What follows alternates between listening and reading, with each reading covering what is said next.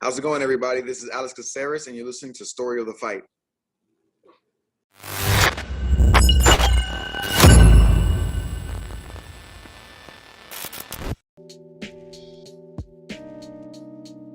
What is up, Will? What up? What up? And welcome everybody to Story of the Fight. My name is Ramiro, and that's my boy Will. And this is where we talk all things combat sports. Today, we're going to be covering UFC 302, Makhachev versus Poirier. But before we do, Will, I want to make sure that I remind everybody, let's like, subscribe, hit that notification bell, goes a long way. We're trying to get as close as possible and to 20,000 as quickly as possible. So yeah, like, subscribe, tell everybody about this podcast. If you don't like watching, but you like listening, there's other ways. Yeah, Spotify, Apple Podcasts, YouTube Podcasts, anywhere podcasts are found, Story of the Fight. If you want to follow us on everything else, go to storyofthefight.com. It'll list all of our socials, Instagram, Twitter, TikTok, Reddit, Twitch, everywhere. Storyofthefight.com. Everywhere. I like it. All right. Well, hey, we have a lot to talk about already, Will. We had UFC 302. And quick question for you, right? Ranking this event 1 through 10, what would you rank it? 1 through 10, UFC 302. Yeah, rate it. I'm going 6.6. 6.6. I'm going 6.6. I think the main event, it was a sandwich. It was a good sandwich with good bread, but not a lot in the middle. Top of the card was very good. The main event was very good. There was some fun fights at the very beginning, I think. There was a lot of just kind of going on in the middle. So I'm going to go 6.6. Hey, shout out Ganskow. What did you rank it, Ganskow? Yeah. What do you rank it, Ramiro? You know what? Let me say a 7.2. 7.2. You know, and for me, really, as soon as it got to the main card, it really started picking up a couple fights in the undercard as well. But overall, I'd say 7.2, and a big reason being that the main event lived up to the hype. Good. Yeah, lived up to the hype. You know, I think it exceeded the hype. I think really a lot of people thought it was going to be just like a quick win, you know, for Islam, and I think it exceeded on what it was good. Blunderbub says, only thing I know about this pay-per-view is that Anatoly Malikin was having a seizure watching this main event on his phone in the car. Ganskow says 6.5, good fights, but too many decisions. Too many decisions got me drained. Yeah, 6.5. I had 6.6. I think that's kind of. Jailton Almeida also said that too many decisions leading up to his fight. Yeah. You know, but I've had enough of this. All right, so hey, let's get into it then. Let's start talking about the fights, and as we go through the fights, maybe we'll see why it is that we ranked it a 7.2 or 6.6 in our eyes, right? Or 6.5, you know, for Ganskow. Or you'll see by how many fights we're skipping. Yes. Also, maybe Rich can let us know and remind us who we picked, you know, on the predictions episode. Yeah, I don't think I did too well. Episode. I think I did pretty well. Yeah, I don't think I did. All right, let's get it going here. We had Dustin Poirier versus Islam Makhachev. This was a fight that a lot of folks were looking forward to. Will, you said bet the house on Poirier going in this. I believe George and I received multiple text messages saying, guys, bet the house. Something about the moon's aligning and some type of eclipse happening in some part of the world and all kinds of crazy things. And let's not forget the New Orleans voodoo. Look at this, dude. We got Dustin with the custom shorts. The arena is on Lafayette Street. You know, that voodoo magic. There's rumors of staph infection of Islam going into it. My Panda Express fortune cookie said, root for the underdog. No, you know what? Not even a joke. I should have put that picture in the slideshow. True story. What day was it? Where I received a picture from Will, and it was with George, right? Yeah. And it said, guys, bet the house. And it's just a picture of an Express fortune cookie. Look, man, the stars were aligning for Dustin. He's never lost in June. He's 6-0 in June going into this fight. All the things were working for him. You pulled out all the stops when it came to this prediction. Oh, yeah, my God. It's a voodoo magic. Shout out Regen. But yeah, like going into it, look, you can watch the predictions episode. I was even talking, look, it's a terrible stylistic matchup for Dustin, but I got to pick my boy ride or die. He's proven so many people wrong so many times. It's a fan pick. You know what I mean? As soon as the music kicked on for Dustin? Oh, yeah, dude. Oh, my God. right? That guy that died, and then it kicks over to James Brown, and you're just like, "Fuck yeah, dude." Dude, so good. The shorts, I actually didn't like the shorts, when they first unveiled them, but I was like, "This is good for the sport," but I don't Yep. necessarily like this iteration. It I'm liking them. loved them. Absolutely. Yeah. I thought they were fantastic. I'm Uh, liking them. Yeah, person than on the UFC shop for $115. yeah. So, I already bought 2. No, I'm just kidding. Hey, so quick thing. So let's get into the fight, right? Walk Yeah. up, you see Dustin just super pumped up. He's yelling as he's walking up. Islam's music kicks on with the generic EDM, Yeah. and he's like walking out, and that somehow Russian always gets trance him music, pumped dude. up. Yeah, yeah. And then the one thing that Khabib, that DC, all the homers, the Makhachev homers, right, Yeah. always talk about his striking. They Mhm. compare his grappling to Khabib's, but they say his striking is much better than Khabib's. And that first round, I was curious to see how much he'd be willing to trade with Dustin right off the bat. And he Yeah. landed a couple shots. Yeah, immediately lands his left hand and then is immediately after that flurry. I thought the left hand landed nice, but then Dustin did a good job with his unorthodox guard, like cross blocking and stuff like that. He shelled up really well. But in textbook Dustin fashion, during that flurry was moving straight backwards while he was blocking those shots. And as soon as he hit the fence, Islam was on the takedown. And I was like, oh no. And then he got the takedown.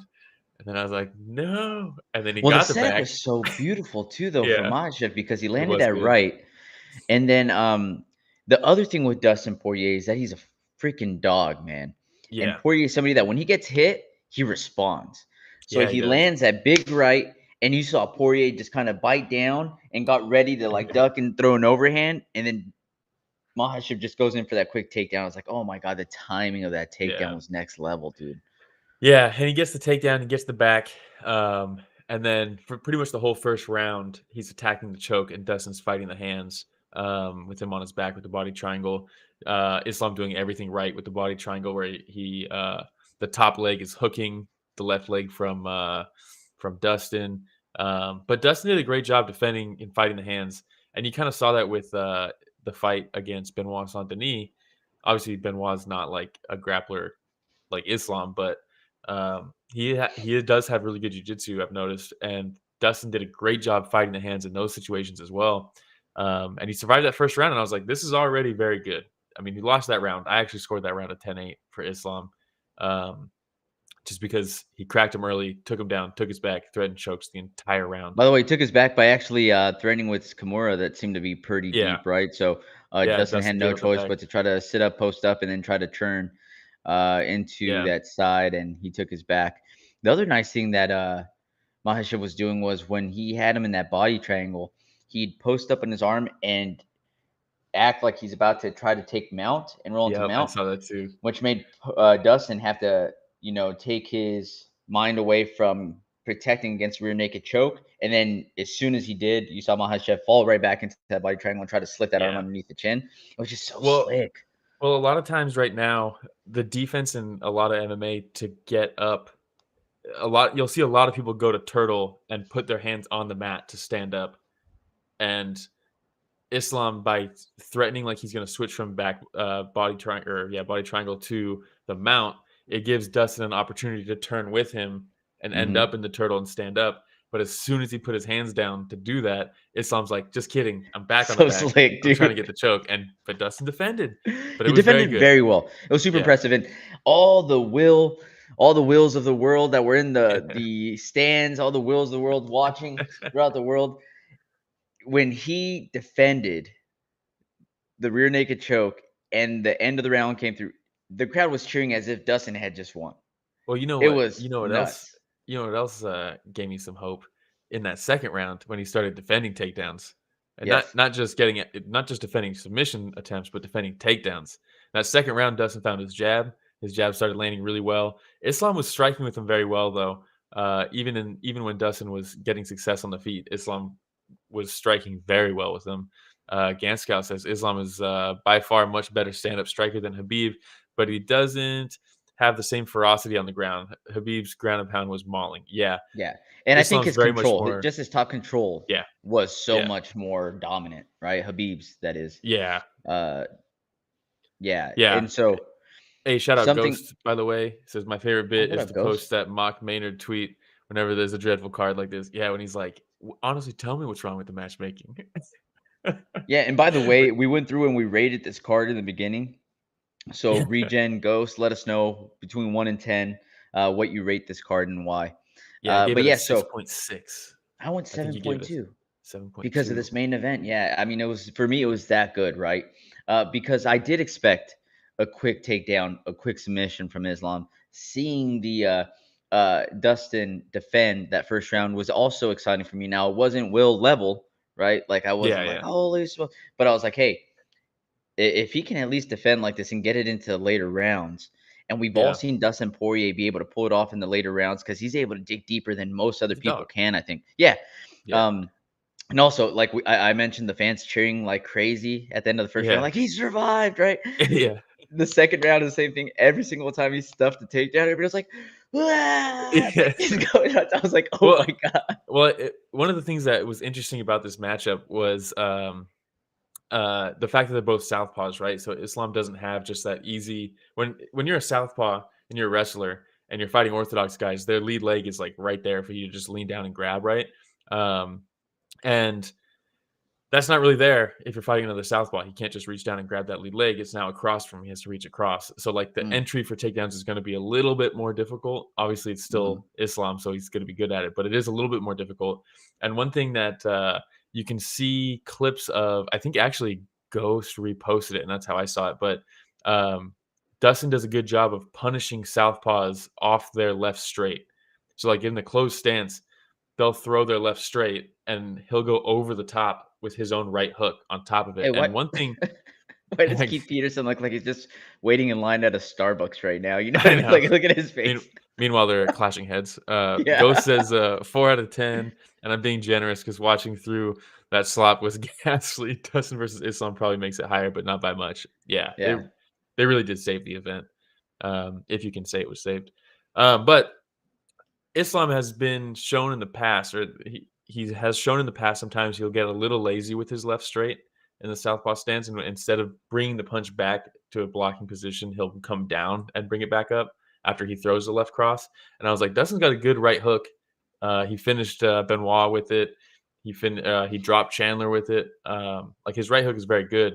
And I was like, if he can get Islam to commit to that left straight, he might be able to counter him with that right hook. That didn't really happen in the fight. Islam was a lot more patient, and he wasn't Mm. really forcing the striking. And I mean, Islam's kind of been a counter striker himself a little bit.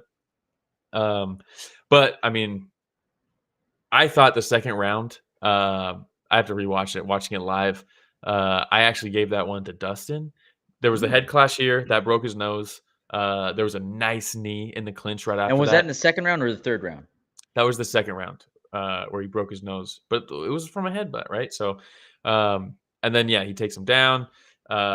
He threatens to choke, but Dustin gets back up. I thought he did a very good job striking in that round. This is where Islam mounted him, and he used the fence to sweep him and then get back Yep. up. And as soon as actually no, that wasn't this part. Never mind. I'll talk about that later. But he gets back up from this, and his striking was working.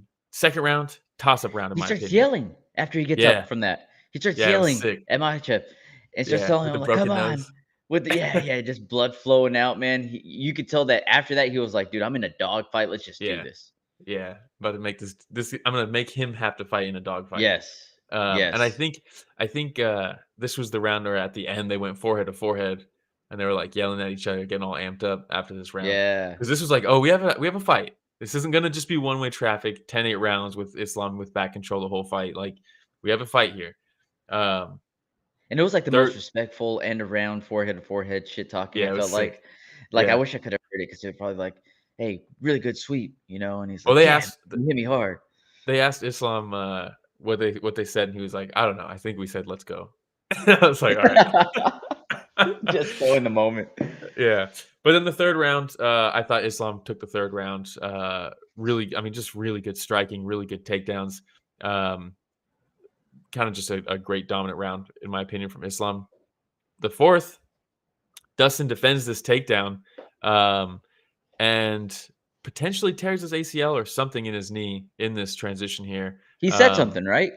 Yeah, this is him yelling at his corner right after that sequence. And then fourth, well, actually, this was kind of cool. If we can go back one picture, Rich. So he has the back body lock, kind of, Islam, and he ends up getting a full back body lock. I just didn't put a screenshot in it. But it was cool to see Dustin switch his hips to the other side. Like, see how his his butt is facing Islam's left, right? Yep. He ends up switching around. And while Islam's shucking him, he times the shuck to hit the switch. And Yep, that was sick. That's the next picture. Hitting a switch on Islam Makhachev is fucking unreal, in my opinion. That's like some basic wrestling 101 shit that, like, to hit that on Islam must have been like, God damn it, I cannot believe he just hit a switch on me. But I then think Khabib was like, yeah, God what are you damn it. doing? But then Yeah. the coolest part about it was he hits the switch, and on the break, he uses it to break away. And immediately after they break away, he stands up. Islam's getting up, and he hits him in the face with that elbow, and it splits his forehead open. And it's like, that's the type of dog shit that you do. Is Yeah. when you can't just hit that switch and break and get your distance. Like, you need to make him pay every time he gives you an inch. You got to make him pay, right, against someone like Khabib. And Dustin did that so well. And I thought Dustin took the fourth round also. So I had it 2-2 going into the fifth, but it was a 10-8 in my opinion, for Islam in the first. So I was like, Dustin probably needs to finish here. And I think the second round was pretty arguable. I think that's a coin flip round, depending on what you like. So I was like, I think Dustin needs to finish here in the fifth. Yeah, go. Yeah, also, Regent says, why you you have have that at your corner? Islam can clearly hear you. Hey, I'm compromised. yeah, and then Dustin, he says Dustin looks slow to me, man. Hey, and the thing with not just Dustin, but I think 35. most fighters that are going up against Islam is that there's that threat of the takedown at all Yeah. times. Yeah. So I think that you're kind of conscious of that too as you're going through, and I'm Well, sure it impacts his strikes. Yeah, well, the first leg kick that Dustin threw, Islam took him down off of it, and it's like, dude, don't throw leg kicks. And then he also talked about after the fight, he was like, yeah, I know my corner was yelling that the knee is there because he keeps dipping away after his strikes, but I was just too worried that he was going to catch my leg if I need him, so I just didn't throw it. And you're like, yeah, that's what makes them so good, right? Ghost has agreed the switch was dope. We timed it nicely. Yeah, Islam was shucking him, and off the shuck, right when the reset of one of the shucks, he hits the switch. And I think Islam probably thought, I could just keep doing this for a second. And he hits the fucking switch on him. But yeah, I thought the fourth round, Dustin, with that impact on the elbow, hitting the switch, defending takedowns, his jab Also, I was love working off of it. the interaction between Dustin and his corner all the time. Like, just so Yeah, aware talking with of him. everything that's going on, talking with him. You know, I think it was Thiago that had said something about like, dude, you need to trade more with him. And then Dustin Yeah. turned and looked, and he's like, can't stand in front of him for too long, man. And then he looks Yeah. back, and then like he's just constantly talking to everybody in his corner, man. And that awareness at that time to think about the magnitude of the fight, right?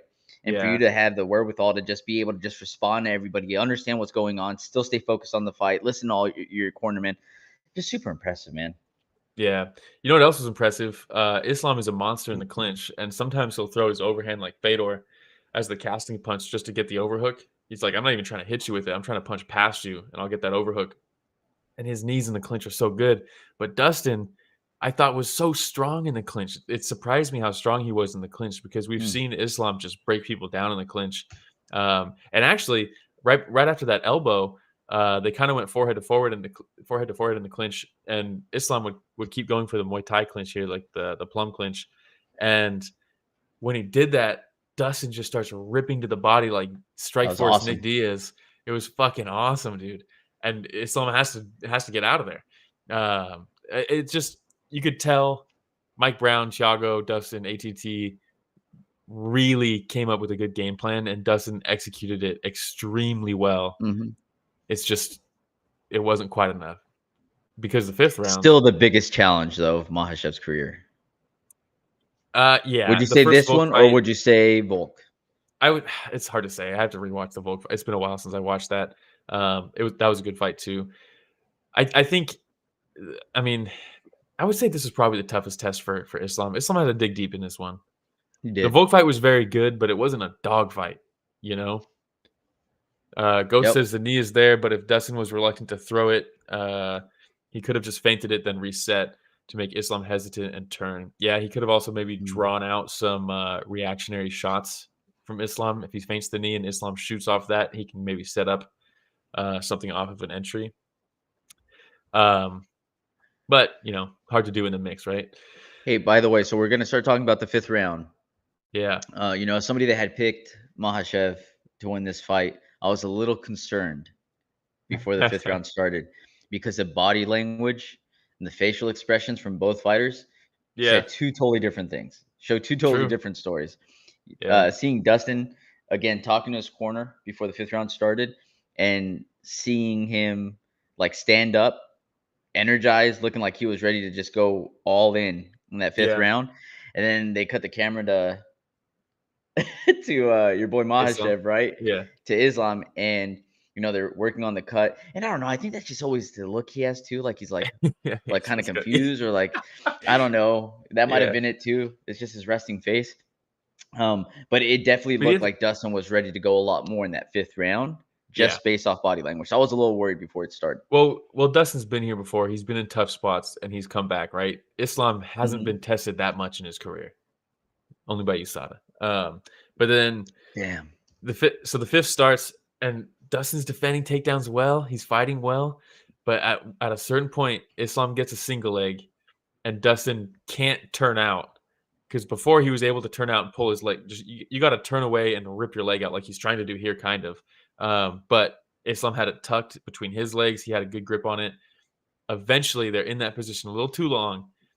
And can you go back to that picture, Rich, real quick? He's in it too long. And I was at my brother's house watching with some people, and I was like, dude, you can't sit here because Islam will chain on you. You have to disengage immediately. And he was stuck though, I guess. And Islam separates a little bit. Dustin tries to throw like a punch. And as soon as he does that, Islam hits him with the ankle whip, or single leg whip, whatever you want to call it, right?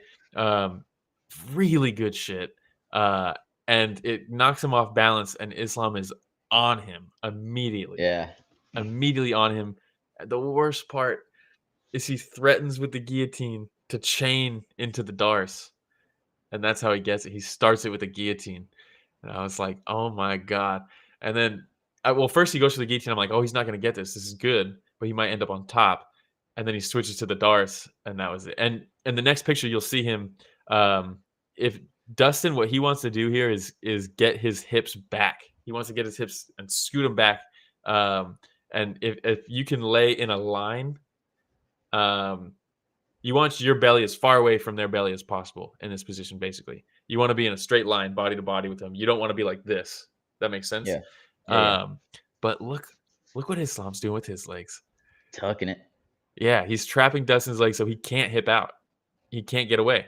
And he taps and then goes to sleep right as he taps. Brutal. Yeah, he was out.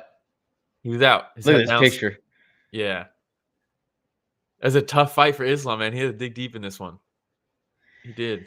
He really did. And Khabib afterwards was saying, like, this was so good for Islam. Like, he learned something about himself. He learned something about what his body could take. Like, he needed this, right?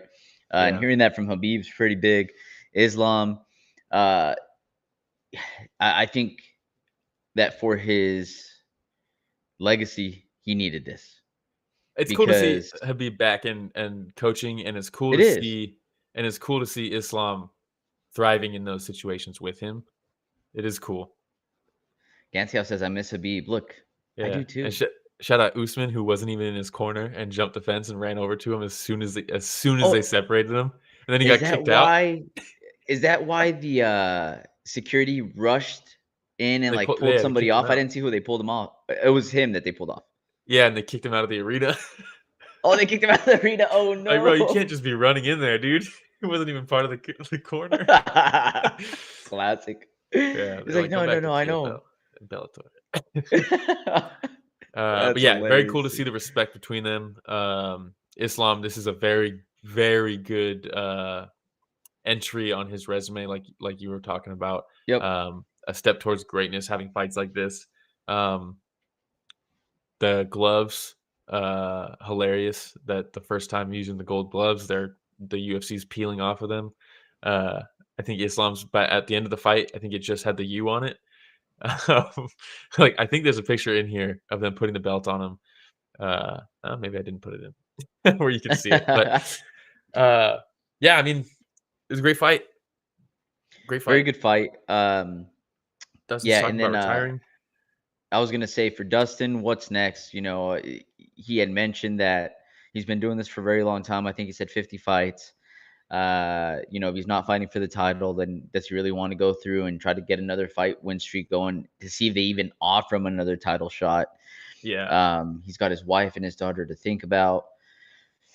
Man, if he does leave, not a I bad know way to that go he out. didn't win, but it's not a bad way to go out. Exactly, It's not. right? He's still considered one of the best in the division, right? He gave the pound for pound number one ranked fighter in the UFC right now all he could handle. Not if you talk to Dana. Um, yeah. Dana's like, what are we doing here? Let's talk about John Dana's Jones. like, it's like, you guys remember John Jones, my boy? Oh, I know he doesn't fight ever, but do you remember him? it's so funny. But yeah, so for Dustin, it wouldn't be a bad way to ride off into the sunset after this. Yeah, not at all. Oh, Yeah, we got the scorecards. Eric ooh, Colon had it 39-37 for Islam. He gave Dustin round 2. Sal Diamato did not. He gave round 4 to Dustin. Chris Lee had my scorecard besides the 10-8. He had round 2 and 4 for Dustin. So the majority of judges gave him round 2, and the majority of judges gave him round 4, but he was losing on 2 judges' scorecards somehow. But yeah, that's how it shakes out. that's how it is. All right. Well, The look at that dog. picture, by the way. The dog, Oh my Dustin. God. I love it. It's such a good picture. He needs to frame that, put it in his man cave. Yeah. It's such a good picture. All right. Congratulations, Islam. And we can move on to the co-main event. You ready? Yeah. We had Sean Strickland versus Paulo Costa. By the way, Rich, who had picked Islam for that last one? I believe it was me and Will went with Dustin, right? Yeah. If I remember correctly. So I think at this point I'm up one. Yeah. All right. We'll go to the co-main Strickland versus Costa. Yeah. This one, we talked about going into it. We had messed up. I didn't realize this was a 5-round fight. I thought it was a 3-round fight. But I wish it was a 3-round fight. So do This I. fight was a textbook Sean Strickland fight. Um, like I said, I was at my brother's house and they were like, shout out Jackson. You know Jackson. Jackson was like, yeah, this Yeah. fight's gonna be sick though. And I was like, it has a very high potential to be really boring style wise. And then after 2 minutes of Strickland marching him down and jabbing and front kicking him, I was like, there's a very good chance it's just this for the rest of the fight. And then it was that for the rest of the fight. Um, we talked about it. We're like, whoever's walking forward in this fight is probably going to win this because neither of them fight off their back foot very well. And once Sean started backing up Costa, I was like, oh, this is probably. I don't know if Costa has the ability to gain back momentum on Sean. You know what I mean? Yeah. Yeah. Um, And then hey, look at the ticker there. We yeah. Why got do you have a Rich medal? updating it right there. We'll predicted Sean Strickland this one. Romero predicted Paulo Costa. That's right. Yeah. So with Strickland in instant pressure, right? Yeah. That high guard just walking down Costa, even with the leg kicks, didn't With seem the to one impact leg kick. Strickland very much.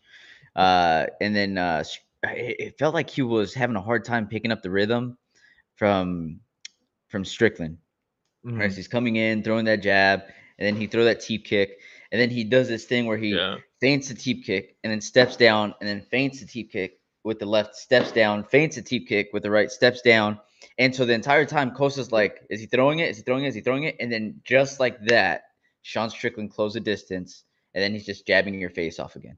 It Yeah. was just, Costa would try to take a step back to gain space. Strickland's just on him like glue.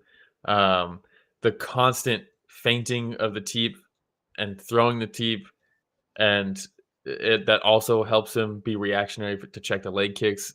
mhm. All three of those things are very good for Sean. It also is going to zap your gas tank if you're a big muscly guy like Paulo Costa.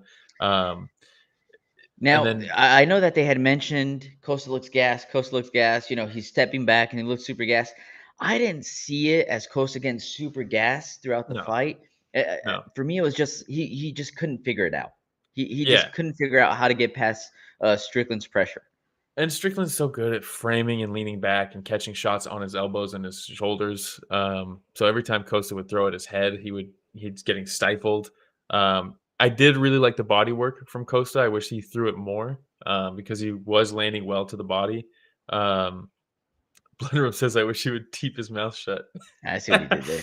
Yeah, but that was basically the fight. It was just 5 rounds of Strickland walking him down, jabbing him, doing his the marching teep. It's something that he's dialed in. He's very good at it. And a matchup like this, where he's fighting somebody who really can't fight moving backwards, he's got a very good chance of beating them exactly like this every single time. Yeah. The final flurry is hilarious to me because Sean just doing absolutely nothing while screaming and throwing just the worst technique shots I've ever seen in the last 10 seconds. The karate It's kicks. Yeah, Like he's just like flying in. he's just jumping and throwing his foot out and like it's just swinging So from funny, back dude. here, and you're like, God. Yeah, this picture kind of shows it. There, I saw a video of Paulo actually. He recorded it showing his stomach in the hotel, and his stomach was all marked up from those teep kicks. They're all scratched up, cut up. But I couldn't find the video. I was going to get a screenshot of it and put it in the slideshow, but I couldn't find it this morning. But yeah, I mean, this was a textbook Sean Strickland pre-fight. I want to be the first guy to kill somebody in there. To post-fight, sorry guys, that was a boring one. Just the epitome of Sean Strickland's career summarized right there. But then you think about, okay, what's next for Sean Strickland? Yeah, here's a hot take. How do you feel about this? Ooh, I feel like when champions lose their belt, unless it's a dominant champ and you're doing an immediate rematch, I think they should drop to number 5 in the division. I and don't work like their way that back champs. up. Yeah, I don't like that champs default back to 1 because then it's like, all right, he just won. He's ranked number 1 and he just won a fight. So Mhm. do we just give him a title shot? I don't like that. There's that flying jumping kick at the end of the fight, which actually Classic. landed somehow. Regis says, and of course, that's all Sean posts to his Instagram the last 10 seconds. That's so funny. Yeah. I Yeah. think, How about Paulo Costa though? I mean, he was 7 fighting number 1. I don't know what you do with Paulo. You give him someone who moves backwards, maybe get him a win. Yeah, rough, huh? But even when he fights someone that moves backwards, like Izzy, he still gets clipped. Damn. All Yeah. right. Oh yeah. Also, Dave Torelli. I don't know if it's. I mean, I think this is probably corruption. I don't think this is negligence or like bad judging necessarily. I think this is probably intentional. I don't think you can accidentally. I don't think anybody actually thinks Paulo won 4 rounds in that First 4 fight. rounds. That's crazy. Yeah, also Torelli, dude, if you're gonna do it, go all in, all right? Just go 50-45. Come on, Yeah. dude. What are you doing? I mean, it's insane that he gave him 4 rounds of that fight. He gives him the first 4 rounds, and then he sees that kick from Strickland Yeah. to end the 15th. He's like, He did you kind of jump. took that 5th. Yeah. Jumping scores, right? I actually don't know what scores in fights, but I think jumping scores. Oh, classic. But yeah, All right, that's just man. blatant corruption too. Well, that was pretty There's- much it for the co-main event. Yeah, horrible fight. Props to Sean Strickland though for coming through and pulling off a big win. Going into this, that's one of the things I had to mention is like, hey, both of these guys when they're facing some of these higher echelon fighters, seem to not be able to pull off the big win. Not sure we can really consider Paulo Costa a higher echelon fighter anymore. Maybe that was just in my eyes. I don't know. I know that he has a secret juice and all this stuff, and maybe I just They all do played now, that though. up too much. You saw it, it's gone. Gaska says Paulo is causing heavy damage to the leg and body. That's probably all he was seeing. I don't think he really caused too much damage to the leg. I think Sean checked a lot of those. I think most of them he checked. There was a few that landed very well for Paulo, but not enough to win any rounds. I did like the body work. I wish there was more. The body work was money, yeah. Especially in You the can't- 4th round. It's hard to hit Sean in the face. He frames Yeah. off so well. You might as well just go to the body. All right. We'll move on to the next fight. We had Kevin Holland versus Michal Oleksiejczuk. Yeah, I think we both picked Holland, and I think we both picked him by finish. I think I said TKO or something, but Kevin Holland's the boy, dude. Oleksiejczuk, I really like. But going into this, we talked about how Oleksiejczuk is he goes forward heavy, and he swarms you with punches, and he doesn't let you breathe. But Kevin Holland is still very good at moving backwards and striking moving backwards. And we were like, I think he could probably catch him as he comes in. He's a sniper. Instead, it was Oleksiejczuk that catches him as he throws a high kick, and he drops him immediately. It was a fantastic shot. I think it was an overhand left as Kevin Holland threw the high kick. Drops him, hits the ground hard, jumps in to a triangle, which is then transitioned to an armbar immediately. Yeah. I think there's a picture of him. I took a screenshot because look, there was like one photographer I think on this card, and there's a lot of missed shots. So I took a lot of screenshots from fights on this slideshow. There's the left right there off the high kick that drops him, and then the next picture is literally him in the submission already, because it was immediately after that. There's a textbook call an ambulance, but not for me. Great job for look at slipping the arm under the leg there. Position gets you submission, right? And so in this case, if you're Oleksiejczuk, he wants to take that left leg and step over the face of Kevin Holland. But Kevin Holland says, no, I don't let you do that. You don't have an exit that way. You're going to have to go the other way, which is a lot more awkward. But he did go the other way. There he is, hooking the leg fully. Yeah, and so for Holland, right, the armbar, as he has him in the armbar, and you see him pulling back, did you see Holland? He says something to Oleksiejczuk. Yeah, there's a picture. And he looks at Herb Dean and says something to Herb Dean, and then at a certain point, you see him go, all right. He shrugs his shoulders and says, okay, and you just see him hip up and yank back on the arm like crazy. There's a picture in here of that happening. I think the next picture is him going the other way and then stepping over. And then that's him torquing on the arm. And then the next picture should be him yelling at Herb Dean. Brutal, dude. Brutal. And then he snaps the arm. I think it was probably a dislocation on the elbow, like Paul Craig versus Jamal Hill. I don't think it was actually broken.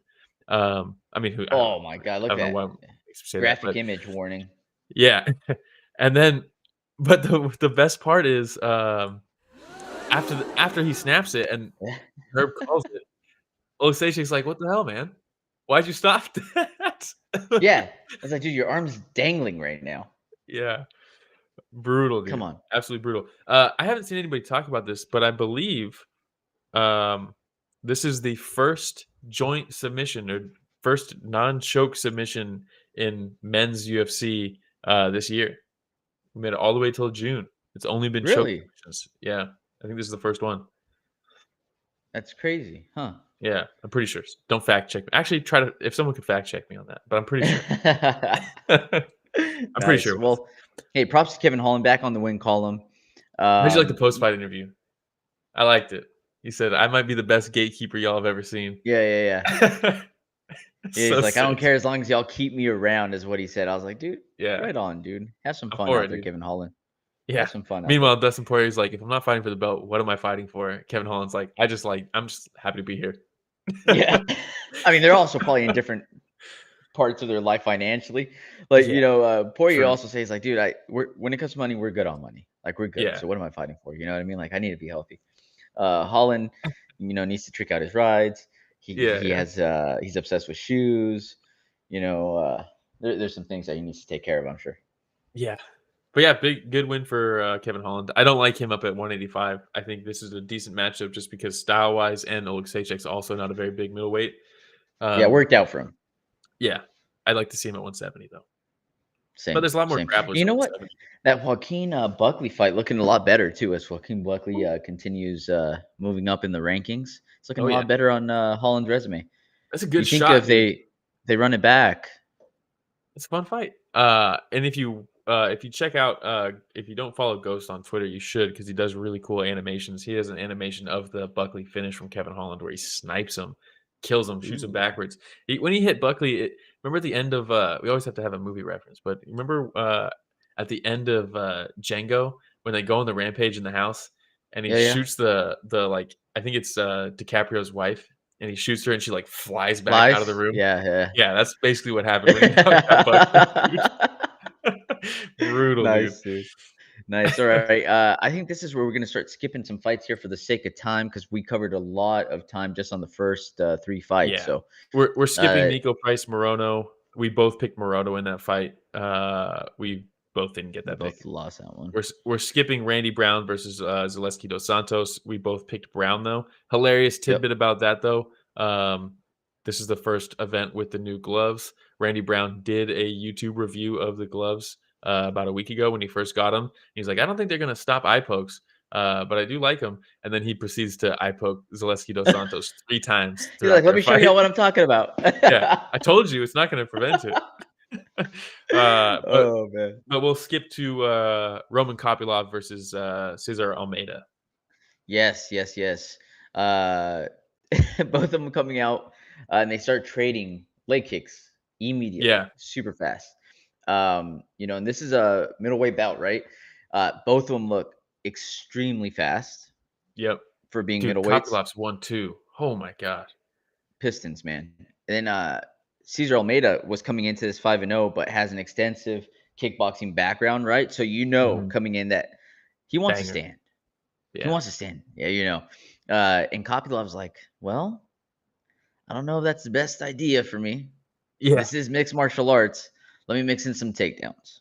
And he mixed them in so well, dude. Because he was cracking Almeida with his hands. There were some shots that he was landing. Now Almeida's got a chin on him, man. And he was he would throw the dipping jab a lot, Kopylov.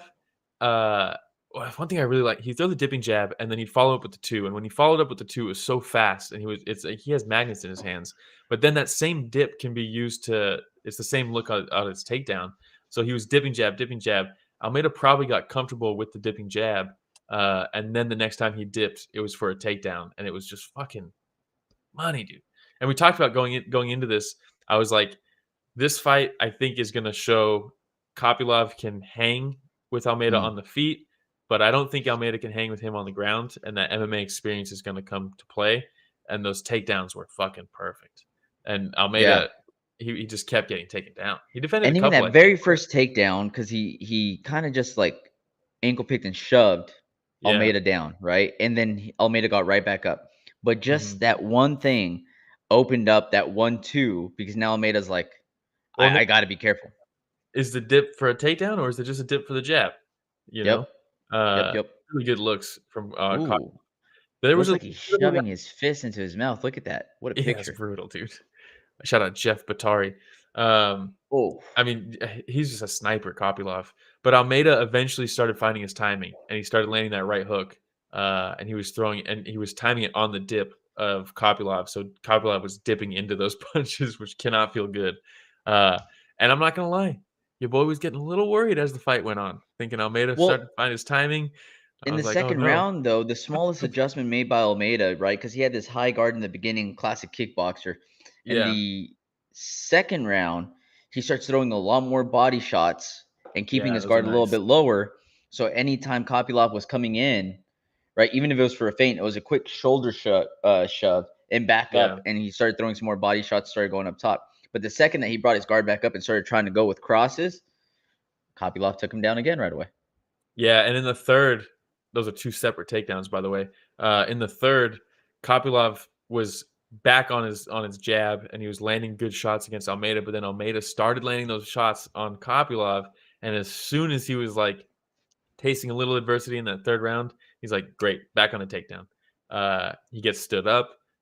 He trades with him for like 5 seconds, shoots right back on him, gets the takedown. I mean, just great game planning from Kopylov. Like, I'll stand and trade with this guy, but as soon as it starts to get a little murky, I'm showing him that this is MMA and not kickboxing. Good win for Kopylov. Very good win. Good win for Kopylov. Absolutely. Oh, the cards? We got the cards. Yeah. Yeah, split, huh? I don't remember why I put this in here, but there we have it.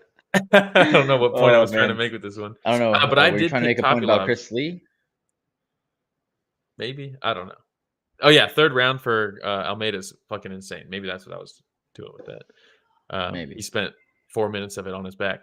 You can't win that fight or that nuts. round. But yeah, that was it for that one. All right. We'll move on from one Almeida to another. We had Jailton Almeida versus Alexandr Romanov. Yeah, this was no front kick to takedown, but he did open the fight Oh yeah, we with said we were going to give you an extra point. That was going to be the tiebreaker if you started off with yeah. that. He did start the fight with the front kick to the body at least. Then he threw another one, and then Romanov, the first strike that he throws is a outside leg kick, a lead leg outside leg kick against a guy he knows is trying to take him down. Just absolutely baffling to see the first strike you throw, a lazy leg kick against a guy who will literally fall to his knees, reaching over his entire body for a double leg, and you just feed him the leg. I think there's a picture of him timing the low kick. There's the front kick to the body, but I won't count it. Nice. I won't say it's an extra point because it wasn't the typical setup that he normally does. And then there it is, the lazy leg kick from Romanov, and Almeida He's like, snatched it. thank you. Yeah, and it was actually a decent. I like the chaining here that Almeida did because he grabs a single leg. They get to a position where it's kind of like that stalemate position in the single leg. There should be a picture of that also. Um, and then yeah, so they're sitting here, and you're like, all right, he's probably not going to finish this takedown. But instead, as soon as Romanov goes for that overhook with his right arm, Almeida's like, great, I'll take this underhook. I'll leave the single leg. I'll get this underhook. So he reaches up with his left arm there to get the underhook. And then he works his way up into the clinch, into a body lock, which there should be a picture for that as well. Bam, there it is. He gets the body lock. He walks him back. And as he's walking him back to the fence, he hits him with the outside trip. Easy peasy. Easy peasy, takes him down. And then takes his back. And then Romanov hilariously gets sometimes if you're in this position, it is nice. It's good if you're Romanov, you kind of want to get your forehead against the fence. You can post with your forehead and you can be safe a little bit. To do that, he grabs the fence and pulls himself up. And as he's grabbing the fence, Almeida sinks the choke in because instead of fighting the hands, he's like, I'll cheat to stand up.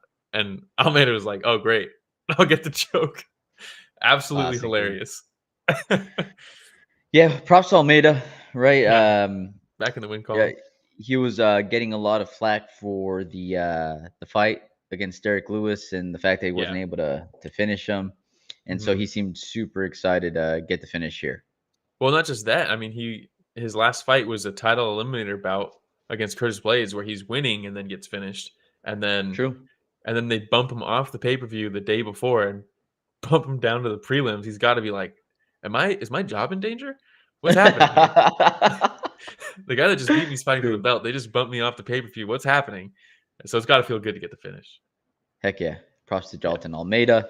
All right. And again, we're going to start skipping some more fights. We're going to go Jake Matthews versus Phil Rowe. Yeah, we're skipping Grant Dawson, Selecki. We both picked Dawson in that, and it was just a mauling wrestling match from Dawson.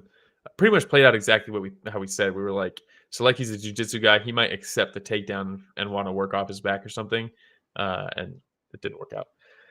But Jake Matthews versus Phil Rowe was actually a decently fun fight. It was. Yeah. Rowe doing a really good job sniping from the outside. Especially early, But whenever, yeah, especially early. And dude, he was feeling himself a little too much in the first round, showboating a little bit. It's like, dude, like we're just starting off here. You're catching Jake at the end of your shots, but you're not like really hurting him that much. But then every single time it was phone booth distance. Dude, Jake Matthews combinations to the body and then finishing up top, punches and bunches. Dude, he was cracking Rowe. Watching this one, because you were like, hey, which one should I rewatch? You missed like the first half of the card, I think, right? And I was like, dude, I'm gonna like the combination punching from Jake Matthews. Ramiro's gonna like this punches and bunches. Let's throw this one on here. Oh, I love it. I loved it. Comer's here. He said, I think we had Apex cards that were more exciting than last night. Yeah, we ranked the card, the event at the top of the show, I went 6.6. Ramiro went 7.2. Mm-hmm. Ganskow went 6.5. Ghost went 4 out of 10. Regen didn't watch the whole thing, so he's like, I'll refrain, which I respect. Yeah. Yeah, not a great card, but this was a fun fight. I wonder what HLB Coma ranks it. Yeah, how you what do you rates rank it. Yeah. So Phil Rowe doing a great job. Jab, cross from the outside. But then Jake Matthews just swarmed him, and the combination punching was just too much. We did have an amazing flying knee into karate chop to the dick from Jake Matthews, which is what this picture is here. Phil Rowe goes for a flying knee, and Jake Matthews covers up, and he's like, "Oh no!" and brings that arm down and just drops the hammer right on his dick. Joe Rogan's like, "Oh, he grabbed it." You're like, "Joe, what are you talking? Why would you say that? You think he grabbed it? What the fuck are you talking about?" The old dick twist. Yeah. Old school UFC meme. I did really like. I really liked once they got back from that timeout from the groin strike. Jake Matthews was like straight war mode for like the last 5 seconds of the round. It was fucking awesome. Yeah. And then he really just kind of took over, I think, after that first round. I think the first round's even arguable. You could give it to Jake. I would probably give it to Phil Rowe. But the rest of the fight was just Jake combination punching and just overwhelming Phil Rowe, who tried to fight it surgical. He just outdogged him. Smothered him with combos. Fun fight, though. Really fun fight. And then I believe we have one more fight that we'll be covering. The last fight was Bassil Hafez versus Mickey Gall. This was probably the second best fight on the card, huh? Yeah, somebody had mentioned that they were low-key getting into the Mickey Gall fight. Who was it? Somebody on the comments. Oh, HLB Comer said, I rank it not worth staying up for. Let's talk about the card. It's a good score. Oh, it was Ganskow said, Gall surprised me. I low-key was getting into that fight. I mean, how can you not? It was a great fight. It was a great classic 2010 sloppy banger. It was just... Every card needs one of those. You need them. And Bassil Hafez, he makes his debut against Jack Della and turns out surprisingly well. And I'll say it every single time there's a short notice guy who surprises everybody. It's like, was that a flash in the pan? Was it just a matchup like that? What was that? Was he actually good, or was it just circumstance, right? I like him. He's a dog. And Mickey Gall was there for it, and he met him in the middle, and they were trading. I really liked Hafez would counter Mickey Gall really well early, especially off of Mickey Gall's jab. Yeah, which is that picture right there. And but then the end of that first round, Mickey Gall started finding his rhythm a little bit. Hafez kind of slowed down. He started sniping him a little bit, and I was like, okay. Second round, Mickey Gall made such a cool adjustment, which was every time he'd throw his right cross, he'd throw the 1-2, right? And he throws the cross, and as he throws it, Hafez slips it, and you're like, man, he's punching right past him. So what does he do? He stops throwing the cross, and he just goes straight elbow because Hafez slips, and even if the elbow point doesn't land, he's still checking him with his forearm, which is a really cool adjustment to make for Mickey Gall. If someone's slipping your cross, you can just shorten it up into an elbow. They're going to slip right into your forearm. Really cool adjustment from Mickey Gall. But man, they were swinging and banging. And in the third round, Mickey Gall was like, I think I need to finish this guy because I had him down 2 rounds at that point. Bassil cracks him, and Mickey Gall's like, I'm hurt. I'm going to take a step back. And he gets on his bike. And he does the Israel Adesanya, which is you circle to your left, you circle to your right, you circle back to your left, and then you dart forward with a strike. And you think he's just on his bike and he's going to go side, side, side, side, and then you dart in. And he stuns him with the right cross that drops Hafez. And Hafez gets up and he's like, oh, shit. Okay. Yeah. And then they swang and bang, dude. And the final 10 seconds of this fight was fucking awesome. Yeah, and then with Mickey, though, in that third round also, it turned into one of those things where Bassil was really loading up his shots, and Mickey was just coming straight up the middle. Yeah, it was nice. It was a lot of fun. But we both had predicted Hafez. would take this fight. So we both get another notch under our belt there. And that was it. Yeah. Hafez Yeah, takes the fight. and we're gonna skip. That's all we're gonna cover. We're skipping Eileen Perez. I think we both picked her. We're skipping Andre Lima. We both picked him. So the only two that I missed was Morono and Dustin. 10 out of 12, huh? Not too bad. I think I missed 3. Let me see. I missed Paulo Costa, right? I missed Morono, and I missed Cesar Almeida. Yeah. 9 out of 12 is not bad. Congratulations, Will. You took this one. Congratulations. Props to you. No cheering from the crowd on this one. I'll give you a thumbs up, dude. I'll give you some fireworks here. I'll take it. There we go. All right. Blunderbuff says sloppy banger. Better make sure everyone you're talking to knows what you're talking about before you use this one in public. No, it's provocative. It gets the people going. People need to just take it for what it is. Ganskow says Andre Lima loves to foul. People forget because he got bit, but he was fouling that whole fight too. Yeah, one of the dirtiest fights I've ever seen. The fight where he got bit, and then he missed weight by 5 pounds in this one. So yeah, a bit of a dirty guy. All right, but moment of silence. Yeah, moment of silence. We had a ton of canceled fights on this event. We had Karate Hottie versus my girl Jillian Robinson that got rescheduled. Volkov was supposed to fight Almeida. Probably would have been a better fight. At least it wouldn't be one-way traffic probably. Delize, your boy, was supposed to fight Fluffy Hernandez. That would have been a very good fight. I think Fluffy would have finished him, but instead he injured his hand. Hyunsung Park versus Andre Lima was originally the fight, and then Raposo stepped in for Park, who got injured. And then he's like, "Hey man, I'm already making my debut. Can you not miss weight by 5 fucking pounds?" And then Nico Price was supposed to fight Jeremiah Wells. Wells pulled out. Also, the commentary was like, "Man, Morono looks so tired in that Nico Price fight." They're like, "What's going on with like his cardio? Like I've never seen him look this exhausted." And it's like, "Hey man, he took this on short notice. Give him a break." They're like, "What happened?" And you're like, "Maybe he didn't have a full camp. Maybe that's the reason." It was pissing me off. But also, Morono's my boy. And I was messaging him on Friday before the fight when they bumped him. So maybe I was just a little biased about that. But Sumadarji was supposed to fight Josh Van, and then Sumadarji withdrew. Then they booked him with Tatsuda Taira, and then they're like, "Actually, let's just move that." And then Van actually they rescheduled that fight, and Taira's fighting Perez, and Van is fighting someone else. So it was just a whole jumble. And then Andre Lima was also supposed to fight another guy that I'm not even going to try to pronounce. Tumendembarrel. Let's do it. And that's the moment of silence for the fights we lost on this. How about the bonuses? Yeah, bonuses. Kevin Holland gets one for the first non-choke submission in male UFC for the year, where he snapped Oleksiejczuk's arm. I believe Islam Makhachev got a performance bonus for finishing Dustin. Also finishing that glove, just a blank gold glove there. And then they got fight of the night, so he gets a double bonus, which really tells you about the quality of the card. Yeah.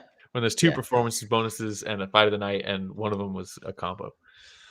Kind of sucks for Hafez and Gall. Hafez and Gall, I think, probably deserve a bonus for that fight, but what are you gonna do? Yeah. That's all we're gonna cover today. Yeah, it was a fun episode here. Thank you everybody for joining us. Ganskow, Blunderbub, HLB Comer making another appearance. Regen making a comeback as well. Ghost, thank you for joining us, Ghost. Is that everybody? I think that was everybody, right? I think that's everybody. It was. Yeah. Well, shout out to everybody that joined us. Makes it a lot more fun whenever we have everybody chatting with us live. If you haven't already, I don't know, but I don't have time for that, I don't think. If you want to stay on and talk to everybody and let everybody know what is going on next week, we'll do that. We could definitely do that.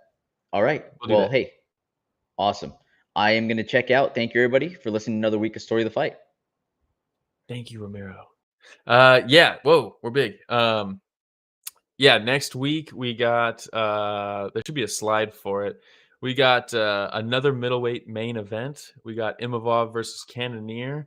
That's in the KFC Yum Center in Kentucky.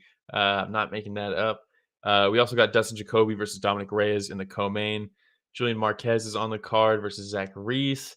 Bruno Ferreira is fighting Dustin Stolfus. Punahele Soriano versus Miguel Baeza. Where's Baeza been? And Sylvie Covers. It's all right. It's time to take your shirt off.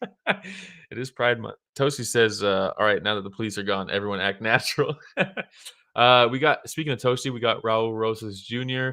against Ricky Tercios is on that card. We got Brad Katona is back. How many fights are on this fucking card? Thiago Moises versus Ludovic Klein is decent there.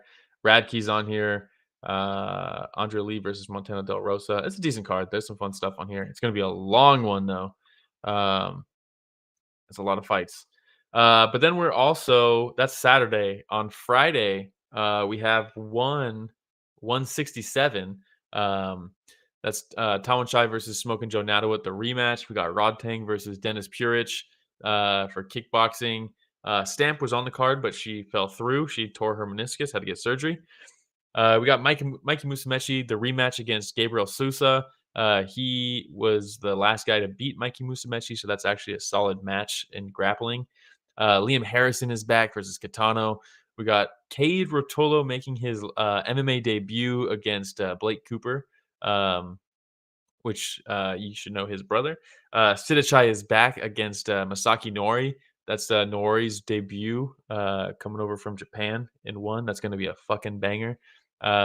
Denise Zamboanga, she was supposed to be fighting Stamp in the main event, but that didn't happen, obviously. We got Adrian Lee making his debut. Angela and Christian Lee's brother. I believe he's 18 years old. We got Jojo is back, who also I believe is now 18, maybe 17. I think he's 18 now. Suki Hirata's back. And then, yeah, it's a good card. But we are going to be doing a fight companion for that. So if you're going to be watching that card, you should tune in to us and watch it with us. We're going to be on here live for the entire event. We'll have the clock up on the screen so you can sync your stream with our stream and hang out with us and watch this card with us. That's on Friday, 5 p.m. Pacific, and then we'll be back on Sunday morning to recap this card and the UFC card. Fun times ahead. That's pretty much all I got, Rich. And speaking of Rich, this podcast is produced by Richard Bustos.